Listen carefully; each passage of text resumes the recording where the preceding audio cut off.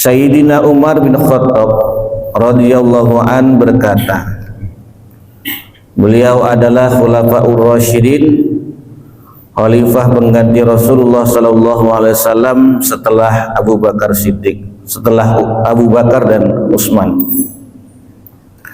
Beliau berkata, Innallaha ta'ala katama sittatun Innallaha ta'ala katama sittatan minal khisali fi sittatin minal asya'i. Sesungguhnya Allah subhanahu wa ta'ala itu menyembunyikan 6 perkara di dalam 6 perkara. Yang pertama, katama ridho fit ta'ah, yakni Allah menyembunyikan ridhonya di dalam ketaatan hambanya, minat ta'ati, daripada perbuatan-perbuatan taat, perbuatan-perbuatan ketaatan seorang hamba.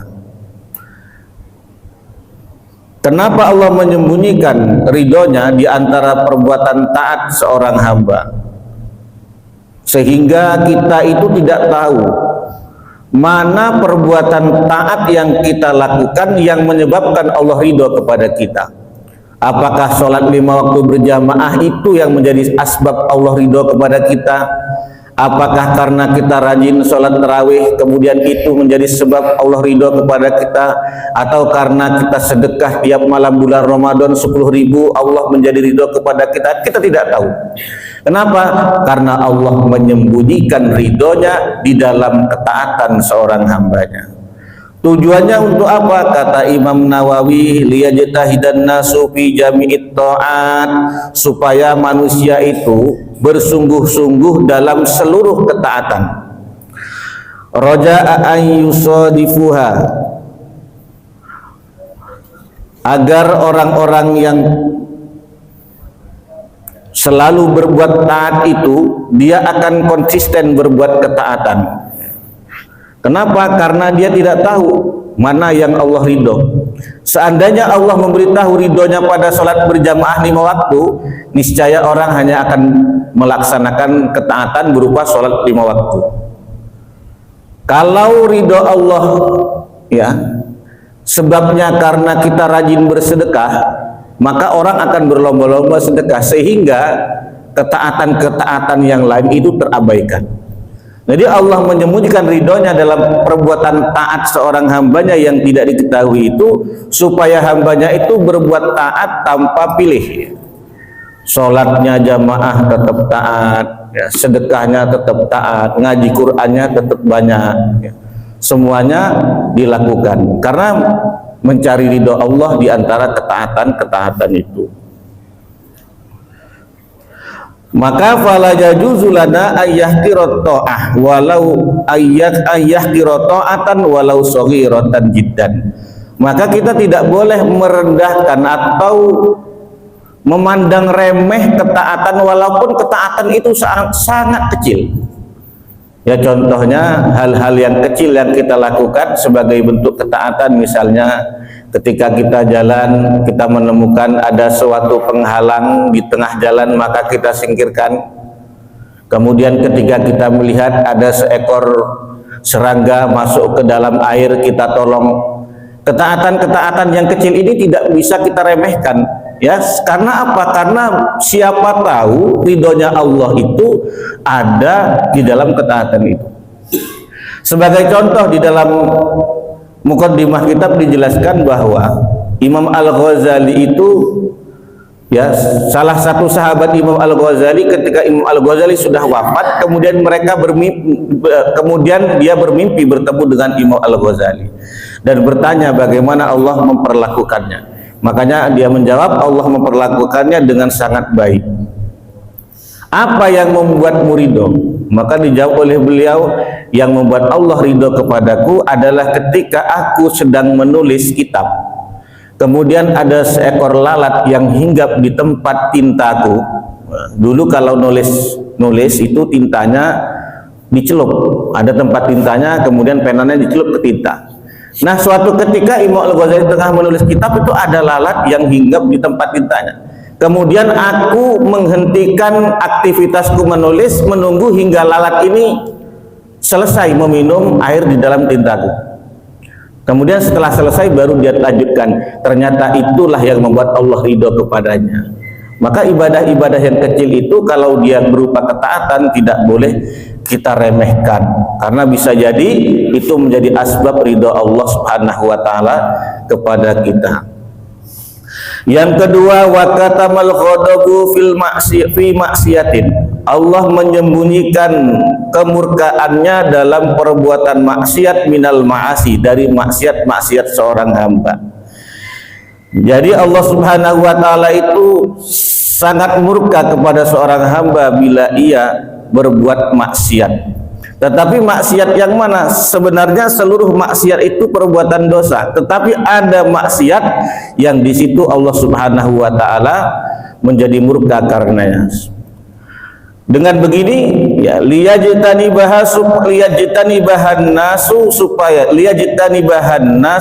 supaya manusia itu menjauhi khosyatal wuqu'i fihi, ya, supaya dia itu takut untuk berbuat seluruh maksiat, karena di antara maksiat itu ada kemurkaan Allah Subhanahu wa taala. Maka fala yajuzu li syahsin ayyahqira maksiatan wa indaqat jiddan. Maka tidak boleh kita itu berbuat maksiat meskipun maksiat itu kecil. Contohnya ada sebuah riwayat. Ada sebuah riwayat seseorang yang taat berbuat baik, yang rajin berbuat kebajikan. Suatu ketika ya, kalau misalnya kita contohkan kebiasaan kita itu, suatu ketika dia makan daging sapi lah misalnya. Kemudian daging sapi itu menyisakan selilit di tengah-tengah celah-celah giginya. Nah, ketika itu otomatis dia akan mencari sesuatu agar membuang itu. Kemudian dia melihat ada beberapa batang sapu lidi tetangga yang menjuntai keluar. Kemudian diambilnya, dipatahkannya, dan dia menyepelekan padahal itu punya orang, karena punya tetangganya. Seharusnya kalau punya tetangga, ketika dia mau mengambil dia harus minta. Tapi dia menyepelekan hal itu dan menganggap itu hal yang remeh. Kemudian diambilnya, ternyata hal itu atau perbuatan itu menyebabkan murkanya Allah Subhanahu wa ta'ala. Maka kita tidak boleh meremehkan perbuatan-perbuatan maksiat walaupun kecil. Ini kecil saja dosanya, tak apa-apa diulang-ulang. Jangan meremehkan sesuatu yang kecil. Justru di sesuatu yang diremehkan itulah akan menyebabkan murkanya Allah Subhanahu wa ta'ala. Kemudian yang ketiga wa katama lailatal qadri fi syahri Ramadan. Allah menyembunyikan malam Lailatul Qadar pada seluruh hari-hari bulan Ramadan. Kenapa disembunyikan? Kenapa tidak Allah jelaskan saja Lailatul Qadar malam 21 misalnya? Supaya apa? Liyajtahidan nasu fil ihya'i jami'i syahri Ramadan. Tujuannya supaya manusia itu bersungguh-sungguh menghidupkan seluruh malam-malam bulan Ramadan bil ibadati, dengan beribadah. Kalau dikasih tahu nih Lailatul Qadar nih Pak, malam 23, maka malam-malam yang lain orang tidak semangat.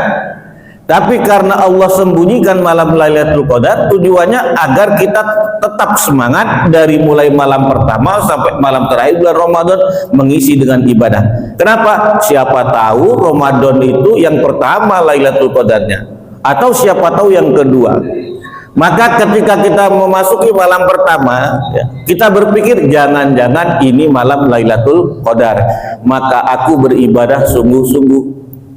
Malam kedua juga begitu, karena kita tidak tahu, siapa tahu malam kedua inilah malam Lailatul Qadar, maka aku bersungguh-sungguh sampai malam terakhir. Ya, dugaan kita begitu, agar kita semangat mengisi malam-malam Lailatul Qadar. Kenapa harus mengejar malam Lailatul Qadar? Fa inna ajron nafli ka ajril fardi fi ghairihi.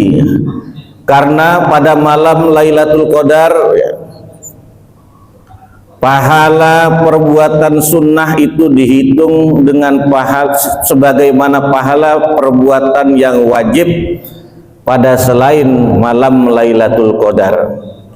Ya, kama fil hadis, sebagaimana dijelaskan di dalam hadis, bal qala nukhai raq'atun fihi afdalu min alfi raq'atin fi ghairihi. Dijelaskan oleh Imam Ar-Nukhai bahwa satu rakaat solat kalau bertepatan pada malam Lailatul Qadar, maka dia lebih utama dari 1000 rakaat pada malam yang lain. Ya, sholat satu rakaat itu pada malam Lailatul Qadar afdalu min alfi rakaatin fi ghairihi, lebih utama daripada 1000 rakaat sholat pada malam-malam di luar Lailatul Qadar. Makanya ya kita harus bersemangat menghidupkan malam-malam di bulan Ramadan. Ya. Kemudian wa tasbihatu fihi afdalu min alfi tasbihatin fi ghairihi. Mensucikan Allah, membaca tasbih pada malam Lailatul Qadar itu lebih baik daripada 1000 baca tasbih di luarnya. Subhanallah, subhanallah. Satu kali baca tasbih di malam Lailatul Qadar itu sebanding dengan 1000 kali di luar Lailatul Qadar. Waliyajtahidu fi ihya'il layalihi raja'an yusadifu lailatal qadri fa inna khairan min alfi syahr. Ya, oleh karena itu bersungguh-sungguhlah kita menghidupkan malam-malam Lailatul Qadar. Karena apa? Karena malam Lailatul Qadar itu ya lebih baik daripada 1000 bulan. Berapa itu 1000 bulan? Wahya salasun wa samanuna sanatan wa arba'u asyhurin, yaitu sebanyak 83 tahun lebih 4 bulan. Jadi kalau orang itu bertepatan ibadahnya pada malam Lailatul Qadar, itu dia ibaratnya hidup 2 kali. Karena rata-rata umur orang itu kan maksimal ya paling tak sampai 100. Jadi kalau dia itu bertepatan dengan malam Lailatul Qadar, maka dia seperti hidup 2 kali. Ini kan fadilah dan keutamaannya sangat besar. Selanjutnya wa katama auliyaihi fima bainan nas. Allah juga menyembunyikan kekasih-kekasihnya di tengah-tengah manusia. Allah tidak akan menunjukkan siapa walinya, siapa kekasihnya kepada kita. Beda halnya dengan Rasul. Kalau Rasul itu harus memproklamirkan diri bahwa dia adalah utusan Allah. Tapi kalau wali, Allah sembunyikan. Supaya apa? Supaya kita itu tetap menghormati kepada semua manusia, ya, tidak merendahkan. Kaila yahtakiru ahadan minhum, supaya kita itu tidak merendahkan siapapun orang. Bahkan supaya kita itu meminta doa kepada siapapun orang. Kenapa? Karena kita tidak tahu siapa doa yang diijabah, siapa kekasih Allah di antara manusia. Maka dengan begitu kita berhati-hati. Siapa tahu orang yang kita selama ini pandang sebelah mata misalnya, karena sudah biasa dia adalah kekasih Allah yang doanya mustajab, ya, yang doanya itu diijabah oleh Allah Subhanahu wa taala. Selanjutnya wa katamal mauta fil umri, Allah juga merahasiakan kematian di sepanjang umur manusia. Supaya apa? Ya, dirahasiakan kematian. Wayam bagi hina izin likulli ahadin ayyasta'ida lil mauti fi kulli waqtin bil ibadat, supaya orang itu ibadah sepanjang waktu. Kalau dikasih tahu, Pak, kamu tuh mati umur 60 tahun. Masih 30, santai dulu. Masih ada 30 tahun lagi. Kenapa dikasih tahu? Makanya Allah tak kasih tahu supaya kita tuh ibadahnya istiqomah terus, semangat terus sepanjang waktu. Kenapa? Karena kita tidak tahu kapan kita mati. Kita pingin mati itu kan husnul khotimah. Cuma husnul khotimah ini kan harus diupayakan. Salah satu mengupayakan husnul khotimah adalah mulazamah, mudawamah, istiqomah dalam ketaatan dalam ibadah. Kalau ada orang bisa istiqomah dalam ibadahnya sampai akhir hayat, pasti dia husnul khotimah.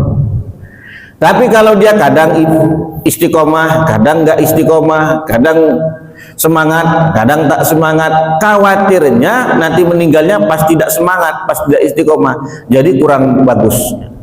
Kita ingin, ya dari setiap kita pasti ingin kalau kita meninggal itu pas dalam kondisi terbaik kita, ya terbaik dalam iman, terbaik dalam taat ibadah, terbaik dalam kondisi, ya, semuanya terbaik, ya. Sehingga akhir daripada kehidupan kita, cerita kita itu adalah cerita yang husnul khotimah. Makanya Allah menyembunyikan kematian di antara umur-umur kita itu biar kita taatnya, biar kita ibadahnya tuh merata di setiap umur.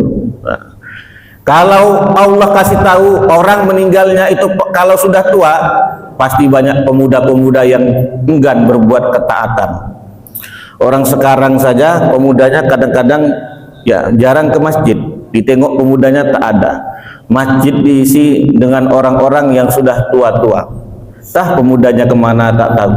Kenapa? Mereka menduga mereka masih panjang umur, ya, padahal kematian tidak tahu. Ya ibarat kelapa itu yang jatuh tidak hanya yang sudah kering, kadang-kadang ada juga yang masih kecil sudah jatuh, yang masih cengkir sudah jatuh. Nah, begitulah kematian. Allah sembunyikan agar kita ini semangat, ya, merata ibadah kita, merata taat kita di sepanjang umur kita. Kemudian yang terakhir, wa katama sholatul wusta fi sholawati ail khamsi, dan Allah menyembunyikan sholat wusta. Sholat wusta itu ail fadaili, sholat yang memiliki keutamaan yang luar biasa di antara sholat 5 waktu. Allah berfirman di dalam Al-Quran itu tidak menyebut sholatul wusta itu apakah dia zuhur, apa dia subuh, apa dia isya, apa dia, Allah tidak sebut, Allah sembunyikan. Yang jelas sholatul wusta ini adalah sholat yang fadilahnya di antara 5 sholat itu utama, paling utama. Allah sebutkan dalam Al-Quran sholatul wusta, tetapi Allah sembunyikan, Allah tidak kasih tahu.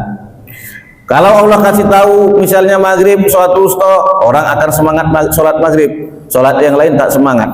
Jadi karena Allah sembunyikan itu, ya sembunyikan sholat wusta di antara sholat yang 5 supaya kita itu semangat sholat 5 waktu. Allah ini sudah sangat murah hati kepada kita, sangat menyayangi sangat rahmat, sangat memberikan rahmat dan kasih sayangnya kepada kita. Maka kita sholat 5 waktu itu semangatnya harus sama. Jangan pas sholat maghrib semangat, isya semangat, subuh tak semangat, sehingga tidak bangun subuh. Siapa tahu subuh itu sholatul wustanya. Kalau dilihat memang subuh ini sholat yang paling sedikit jamaahnya kalau di masjid. Sholat yang paling sedikit yang berjamaah. Siapa tahu sholat wusta itu ada di subuh, tapi Allah tidak kasih tahu. Ya tujuannya supaya kita itu bersemangat mengerjakan sholat berjamaah pada sholat 5 waktu tersebut. Nah inilah beberapa asror atau rahasia-rahasia yang disembunyikan oleh Allah Subhanahu Wa Taala supaya tujuannya untuk kebaikan kita hambanya, ya agar kita tetap bersemangat, agar kita tetap melakukan ibadah-ibadah terbaik, agar kita selalu istiqomah, mulazamah, dawamah sepanjang umur kita dalam kebaikan, sehingga Allah menyembunyikan hal-hal yang 6 tersebut. Mudah-mudahan dapat kita ambil manfaat pengajian pada pagi hari ini, dan mudah-mudahan Allah Subhanahu Wa Taala memberikan kekuatan kepada kita agar kita bisa mengisi Ramadan 1447 Hijrah ini dengan amalan-amalan terbaik kita, yang tentunya kita berharap amalan Ramadan 1447 Hijrah kita ini lebih baik daripada yang sudah-sudah. Kita ingin, ya, semakin hari semakin bertambah umur, semakin baik pula amal dan kualitas ibadah kita. Mudah-mudahan kita bisa berjumpa kembali di lain waktu. Allahumma biq ila qawmi thariq. Assalamualaikum warahmatullahi wabarakatuh.